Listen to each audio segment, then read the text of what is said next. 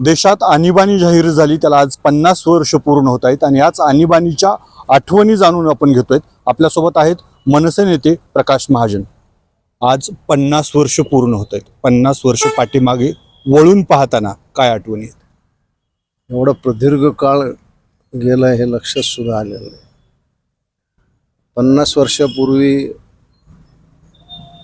ज्या लोकांसोबत आम्हाला नाशिक मध्यवर्ती कारागृहात राहायला मिळालं, तर खरं आम्ही भाग्याचे लोक आहोत. त्या काळातले जे काही लोक मला पाहायला मिळाले, स्वर्गीय मोहन धारिया होते, अर्जुनराव वानखेडे होते, डॉक्टर नातू होते, आनंद भालेराव होते, बापूसाहेब काळदाते होते. खूप असंख्य विद्वान, चारित्र्यवान, नीतिवान अशा सगळ्या राजकीय नेत्यासोबत मला राहायला संधी मिळाली आणि थोडं बहुत मी त्यांच्यापाशी काही शिकू शकलो. ती शिदोरी मला आजपर्यंत चालत. कारागृहात तुम्हाला अटक नेमकी कशासाठी झाली होती आणि तो संपूर्ण काळ कसा होता समकालीन? हे पाहत त्यावेळेस आम्ही जनसंघ युवा मोर्चात काम करत होतो आणि तो काळ एक खूप असा संघर्षणाचा, आंदोलनाचा असा काळ होता. त्या काळात विविध आंदोलनं असतील, म्हणजे विशेषतः जनसंघाचं त्यावेळेस एक फार मोठं आंदोलन झालं होतं, कापूस एकाधिकार, आणि परळीमध्ये त्याचं फार मोठं आंदोलन झालं. त्या आंदोलनामध्ये स्वर्गीय गोपीनाथराव मुंडे होते, स्वर्गीय प्रमोद महाजन होते, माझे मित्र जयसिंगराव गायकवाड होते, असे सगळे आम्ही त्यात होतो. खूप गोंधळ झाला, सरकारला धारेवर धरलं. शंकरराव चव्हाणसुद्धा ST स्थानकाचं उद्घाटन करायला आले, त्यांच्यावर सुद्धा आम्ही आंदोलनं केली. विविध आंदोलनांमधून एक आमची परिपक्वता येत गेली आणि त्याच्यानंतर मराठवाड्याचं एक विद्यार्थी आंदोलन झालं. त्यात मराठवाड्याचा फार मोठा बदल झाला, मराठवाड्याला काही गोष्टी मिळाल्या. त्या आंदोलनात आम्ही सहभागी होते. या सगळ्या गोष्टीचा परिपाक असा झाला की सरकारी नोकरी मिळणं शक्यच नव्हतं, कारण कॅरेक्टर सर्टिफिकेट पोलीस काही देणं शक्य नव्हतं.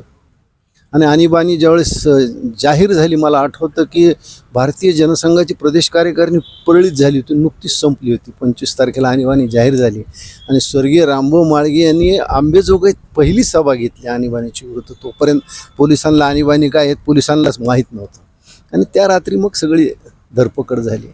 त्या काळात ते जुने समाजवादी पक्षातले लोक, संघाचे लोक, जनसंघाचे लोक असे यांची फार मोठ्या प्रमाणात धरपकड झाली.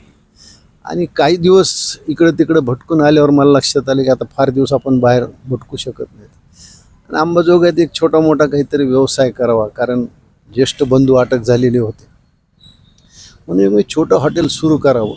पण त्या काळात कुणी बँक कर्ज द्यायला सुद्धा तयार नव्हती आणि ज्या बँकेनं मला कर्ज दिलं ती महाराष्ट्र बँक. त्यांचे जे मॅनेजर होते, मला आजही नाव आठवतं, क्षिरे त्यांचं नाव. मला का लोन दिलं याची शिक्षा म्हणून त्यांना मद्रासच्या ब्रँचवर पाठवण्यात आलं आणि त्या काळात व्याजाचे दर. मग मी हॉटेल सुरू करायच्या अगोदरच, म्हणजे कब्बशा चहाच्या मी सुद्धा धुतलेल्या आहेत, पण मला ते सुरू करायच्या अगोदर उचलून नाशिकच्या कारागृहात 1 वर्षासाठी बंद करण्यात आलं. कारागृहात कोण कोण होतं सोबत आणि ते कारागृहातले अनुभव काय?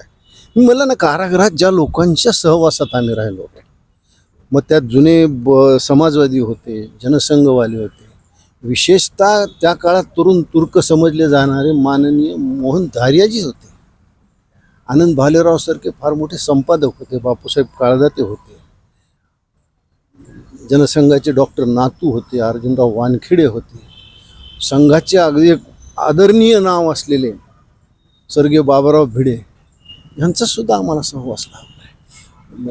शेका पक्षाचे पाटील साहेब होते, म्हणजे आमच्या जयंत पाटलांचे वडील, ते सुद्धा आमच्या सोबत जिल्हा. आणीबाणीच्या काळात दडपशाही झाली हे ऐकू नये, मात्र आजच्या पिढीला माहीत नाही की ती दडपशाही कशा याची होती.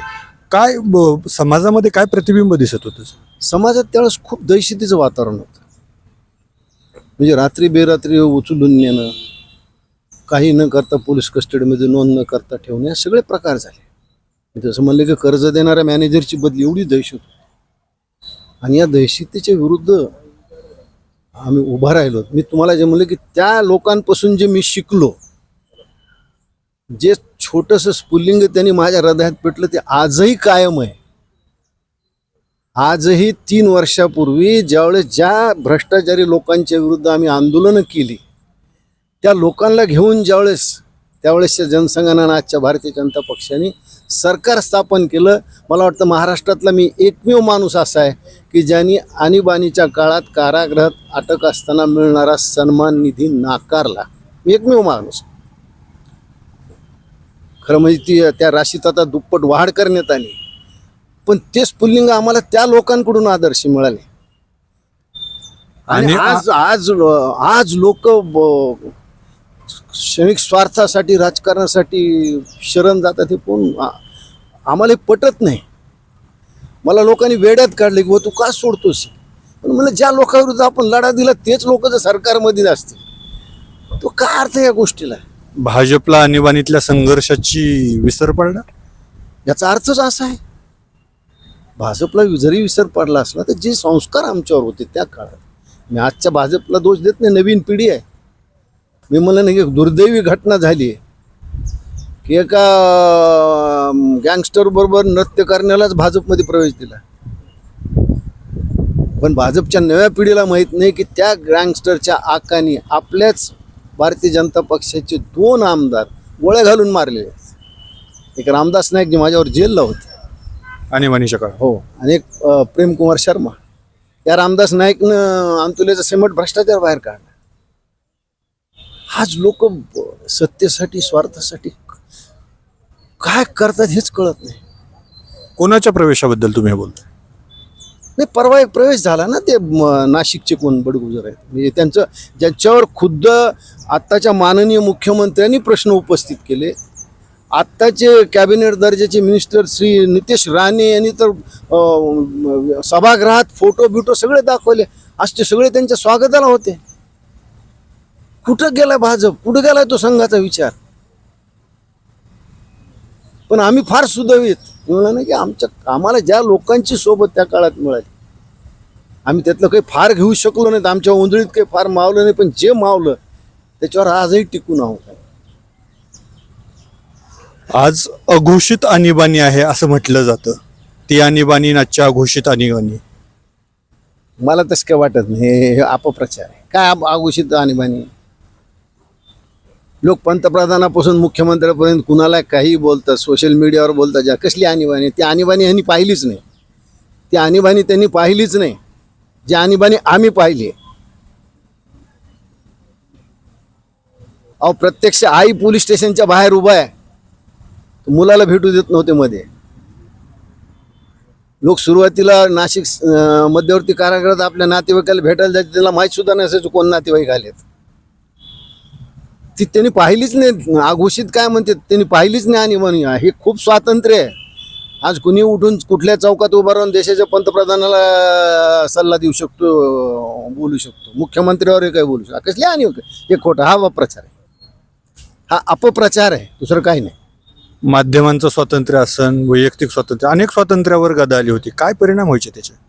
काय काही मला सांगा. त्यावेळेस तर तुमचा हा मीडिया नव्हताच ना, प्रिंट मीडिया होता.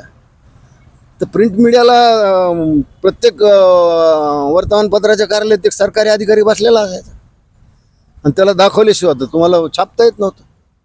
आम्ही जेलमधून जी पत्र पाठवायची ती सुद्धा सेन्सर होती. ती जी पत्र आम्हाला यायची ती सुद्धा सेन्सर होती. काय असायचं त्याच्यात?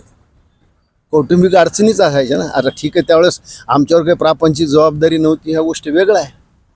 पण त्या काळात सुद्धा मी आज त्यांची नावं घेत नाही, या महाराष्ट्रामध्ये 1-2 घरी आत्महत्या झाल्यात. कारण कधी कोण सुटेल माहीत नाही. जे सुटलेत ते पुन्हा वापस जातील का नाही हे माहीत नव्हते. ती आणीबाणी यांनी पाहिलीच नाही. शनिवारी दुपारी 4 वाजता त्या खोलीमध्ये बंद करणे ज्यावेळेस येत होतं ना, रविवारी सकाळी उघडायचे, ती आणीबाणी यांनी अजून पाहिली नाही. भांडी कुंडी हा एक शब्द आहे. एक छोटंसं भांडं असायचं, त्याच्यातच मलमूत्र विसर्जन करायचं. ही आणीबाणी पाहिली का? जी आज अघोषित आणीबाणी म्हणते ती पाहिली त्यांनी? रोज सोशल मीडियावर कुणालाही शिव्या देतात. हा अपप्रचार आहे. ती आणीबाणीच पाहिली नाही त्यांनी. आणीबाणीच्या काळात संजय गांधी यांच्या वागणुकीची बरीच त्याची चर्चा होती. काय असायची त्यावेळची ती दहशत आणि काय नेमकं आहे? कसं आपण महाराष्ट्रात होतो, दिल्लीत काय त्यांची दहशत असेल किंवा त्या काळात मंत्रिमंडळात काय दहशत असेल आपण वाचूनच आपल्याला कळत होतं. प्रत्यक्षात त्याचे आपल्यावर काही परिणाम झालेच नाहीत. पण आम्ही म्हणतो की त्या संजय गांधीला भिवलं नाही तर आज आम्ही कोणाला भिणार आहे? लोक असं आमचं राजकीय काय सहभाग विचारतात, सांगायची गरज नाही. आज हे अंबाजोगाई परळी पोलीस स्टेशनमध्ये जर कागद चाळले तर आमचा काय राजकीय सहभाग होता दिसून येईल. तर हे होते प्रकाश महाजन, ज्यांनी आणीबाणीच्या काळात 11 वर्ष तुरुंगवास भोगला. सॉरी.